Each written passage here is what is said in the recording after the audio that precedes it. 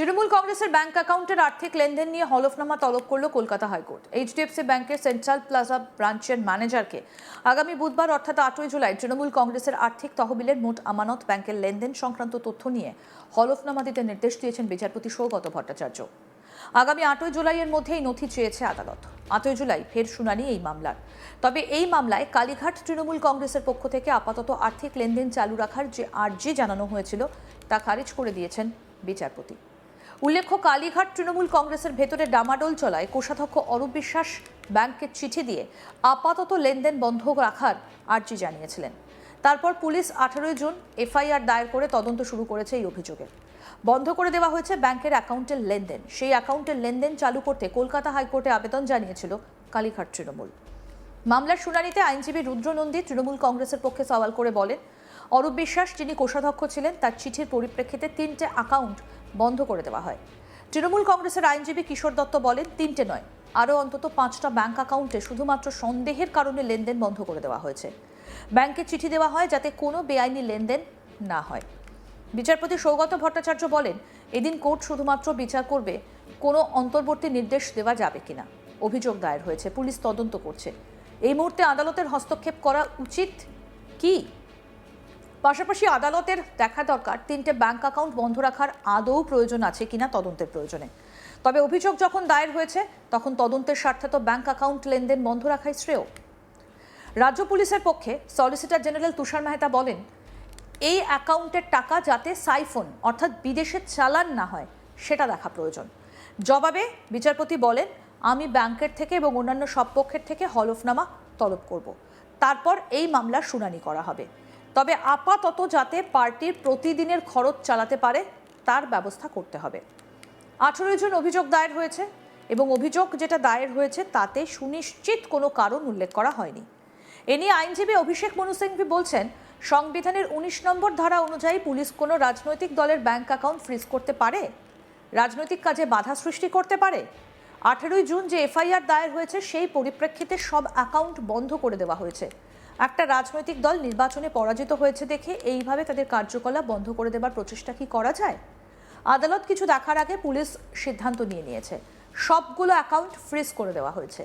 আদালত যদি হস্তক্ষেপ না করে তাহলে তৃণমূল কংগ্রেসের কার্যকলাপ বন্ধ করে দেবার প্রচেষ্টা চালানো হচ্ছে। অভিযোগকারী অরূপ বিশ্বাসের পক্ষে আইনজীবী নিরাজ কিষান কল বলছেন, আমার অভিযোগের পর 5ই জুন নতুন একজনকে কোষাধ্যক্ষ হিসেবে নিযুক্ত করা হয়েছে। কে রাজনৈতিক দলের প্রতিনিধিত্ব করবে সেটা এখন নির্বাচন কমিশন ঠিক করবে। এই পরিস্থিতিতে এই মামলা আদৌ গ্রহণযোগ্যই নয়। বিচারপতি তখন বলেন, আমি সেই বিষয় নিয়ে বিচার করতে বসিনি। গত 18ই জুন পুলিশ এফআইআর দায়ের করে যে তদন্ত শুরু করেছে, আদালত সেই বিষয়ে জানতে চায়। পাশাপাশি আদালত ব্যাংকের কাছে আর্থিক লেনদেনের নথি চাইবে। সলিসিটর জেনারেল তুষার মেহতা বলেন, কোনো নিরপেক্ষ এজেন্সিকে দায়িত্ব দেওয়া হোক। এই মুহূর্তে অ্যাকাউন্ট থেকে টাকার লেনদেন আদৌ চলতে পারে কি? আমাদের প্রতিনিধি মানুষ নস্কর কি প্রতিবেদন তুলে ধরেছেন, কি বলেছে আদালত, শুনব। তৃণমূল কংগ্রেসের যে 3টি ব্যাংক অ্যাকাউন্ট ফ্রিজ করা রয়েছে সেই অ্যাকাউন্টে আপাতত লেনদেন বন্ধ রাখা হোক। সেই অ্যাকাউন্টে লেনদেন চালু করার যেন বা চালু রাখার যেন নির্দেশ কলকাতা হাইকোর্ট না দেয়। তার কারণ তৃণমূল কংগ্রেসে বর্তমানে একাধিক গোষ্ঠী তৈরি হয়েছে এবং তাদের মধ্যে ঝামেলা চলছে। এই পরিস্থিতিতে ওই ব্যাংক অ্যাকাউন্টে লেনদেনে যদি অনুমতি দেওয়া হয় তাহলে সেই টাকা তুলে বিদেশে পাচার পর্যন্ত করা হতে পারে। কলকাতা হাইকোর্টে এমনই আশঙ্কা প্রকাশ করলেন কেন্দ্রের সলিসিটর জেনারেল তুষার মেহতা। তিনি এই মামলায় পুলিশের পক্ষ থেকে, রাজ্য পুলিশের পক্ষ থেকে অর্থাৎ তদন্তকারী সংস্থার হয়ে তিনি এই মামলায় সওয়াল করছেন। সেখানেই তিনি বিচারপতি সৌগত ভট্টাচার্যর বেঞ্চেই আশঙ্কা ব্যক্ত করেছেন। তার বক্তব্য, তৃণমূল কংগ্রেসে সবাই জানে এখন 2টি গোষ্ঠী তৈরি হয়েছে এবং সেই 2টি গোষ্ঠীর কে যে আসল তৃণমূল সেটাই এখন নির্বাচন কমিশনের কাছে বিষয়টি বিচারাধীন বা নির্বাচন কমিশন সেই বিষয়ে সিদ্ধান্ত নেবে। এই পরিস্থিতিতে তৃণমূল কংগ্রেসের ব্যাংক অ্যাকাউন্ট চালু করা বা সেই ব্যাংক অ্যাকাউন্টে লেনদেন স্বাভাবিকভাবে করতে দেওয়ার অনুমতি যেন আদালত না দেয়। বিচারপতি সৌগত ভট্টাচার্য পাল্টা প্রশ্ন তোলেন যে এই টাকা যদি লেনদেনে অনুমতি দেওয়া হয়, তার কারণ একটি প্রতিষ্ঠিত রাজনৈতিক দল, তাদের বেশ কিছু খরচ থাকে। পার্টির অফিস চালাতে গেলে তার ইলেকট্রিক বিল লাগে, জলের ব্যবস্থা করতে হয়, এছাড়াও আনুষঙ্গিক আরও একাধিক খরচ থাকে।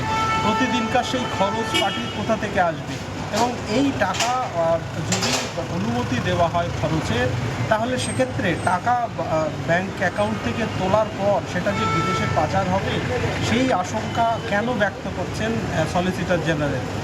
তখনই বিচারপতির প্রশ্নের যুক্তিতে তিনি জানান যে যেহেতু তৃণমূল কংগ্রেসের মধ্যে ঝামেলা চলছে এবং যিনি কোষাধ্যক্ষ ছিলেন, যিনি ট্রেজারার ছিলেন, দায়িত্বে ছিলেন, তিনি নিজেই স্বয়ং এই অভিযোগ করেছেন। সেই পরিপ্রেক্ষিতেই এই আশঙ্কা, এবং যেহেতু বিষয়টি বর্তমানে তদন্তের মধ্যে রয়েছে, সেই জন্যে কোনো নিরপেক্ষ সংস্থাকে বা কোনো বিচারপতিদের দিয়ে আপাতত তাদের হাতেই ছাড়া উচিত তদন্ত করে দেখার জন্যে, এবং তারাই এই বিষয়ে সিদ্ধান্ত গ্রহণ করুক। বিচারপতি সৌগত ভট্টাচার্য সব পক্ষের বক্তব্য শোনার পর তৃণমূল কংগ্রেসের যে 3টি ব্যাংক অ্যাকাউন্ট আপাতত ফ্রিজ করা হয়েছিল আগেই, সেই অবস্থাতেই থাকবে, অর্থাৎ ওই অ্যাকাউন্টে কোনো রকম লেনদেন করা যাবে না বলে আজকে নির্দেশ দিয়েছেন। তবে তিনি ব্যাংকের কাছে সমস্ত নথি তলব করেছেন। যে তৃণমূল কংগ্রেসের যে 3টি ব্যাংক অ্যাকাউন্ট বা ফ্রিজ রয়েছে বা বন্ধ করা রয়েছে, সেই অ্যাকাউন্টে কত আমানত রয়েছে এবং লেনদেন সংক্রান্ত নথি বা তথ্য তিনি আগামী বুধবারের মধ্যে তলব করেছেন। 7 জুলাই, সেই 8ই জুলাই ফের এই মামলার শুনানি হবে। তৃণমূল কংগ্রেসের পক্ষ থেকে একাধিক আইনজীবী কিশোর দত্ত, রুদ্রদীপ্ত নন্দী, পাশাপাশি আইনজীবী অভিষেক মনু সিংভি 3জন সওয়াল করেন। যেখানে কিশোর দত্ত তিনি প্রথমেই বলেন যে ব্যাংকের পুলিশের বা ব্যাংক কর্তৃপক্ষের কোনো ক্ষমতা নেই কোনো আমানত ফ্রিজ করে রাখা বা বন্ধ করে রাখা। ব্যাংক শুধুমাত্র একজন গ্রাহকের টাকা গচ্ছিত রাখার জায়গা, এবং তারা সেই দায়িত্বই পালন করে। ফ্রিজ করে রাখার ক্ষমতা বা অধিকার তাদের নেই। কিন্তু পাল্টা বিচারপতি বলেন, যেখানে একটি অভিযোগ দায়ের হয়েছে, যে অভিযোগের পরিপ্রেক্ষিতে পুলিশ তদন্ত করছে, সেই পরিপ্রেক্ষিতে বা সেই পরিস্থিতিতে কি অ্যাকাউন্টের লেনদেন সচল রাখা বা সেই অ্যাকাউন্ট থেকে টাকা তোলার অনুমতি দেওয়া যায়? পাল্টা অভিষেক মনু সিংভি তিনি বলেন যে একটি রাজনৈতিক দল, প্রতিষ্ঠিত রাজনৈতিক দল, গোটা ভারতে যাদের ফাংশন রয়েছে, সেরকম একটি দল কিছুদিন আগে নির্বাচনে পরাজিত হওয়ার পর সেই দলটাকে যত রকমভাবে পারা যায় তাদের ফাংশন যাতে বন্ধ করা যায় তার সব চেষ্টা করা হচ্ছে। একটি রাজনৈতিক দল কিছুদিন আগে পর্যন্ত যারা নর্মালি ফাংশন করত, চক্রান্ত করা হচ্ছে, প্রচেষ্টা করা হচ্ছে যাতে তাদের সব রকমভাবে তাদেরকে অকেজো করে দেওয়া যায়, যাতে তাদের সমস্ত কার্যকলাপ বন্ধ করে দেওয়া যায়। কোনো পুলিশের বা কোনো সংস্থার এই ধরনের ক্ষমতা নেই। ভারতীয় সংবিধানের 19 ধারা অনুযায়ী তা সংবিধান বিরোধী, এবং অবিলম্বে যাতে পার্টির প্রতিদিনকার খরচ চালানো যায়, সেই জন্যে আদালতের হস্তক্ষেপ করা উচিত। এই বিষয়ে আদালতের অবিলম্বে অন্তর্বর্তী নির্দেশ দেওয়া উচিত। আরও আপডেট পেতে দেখতে থাকুন আজ তাক বাংলা, সাবস্ক্রাইব করুন।